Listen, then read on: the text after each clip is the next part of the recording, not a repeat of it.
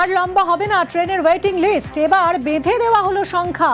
আরো বিশদে জানবো, আবির রয়েছে আমার সঙ্গে। আবির, দেখো, আগে জোন ভিত্তিক নির্ভরশীল থাকতো যে কতটা ওয়েটিং লিস্ট হবে।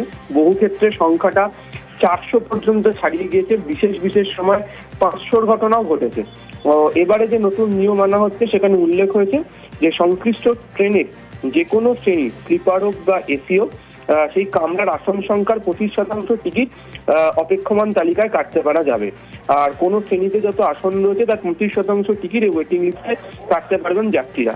তৎকাল টিকিটের ক্ষেত্রে একই নিয়ম চালু হচ্ছে। আগামী 1 জুলাই থেকে নতুন নিয়ম কার্যকর করতে চলেছে রেল। যেটা রেল সূত্রে জানা যাচ্ছে সেটা হচ্ছে, যেহেতু 24 ঘন্টা আগে এবার জানতে পারা যাবে টিকিট কনফার্ম কিনা, তারপরে অবশ্য অপর একটি লিস্ট বেরোবে।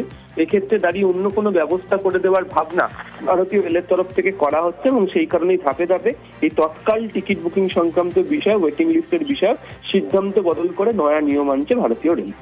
ধন্যবাদ আবির।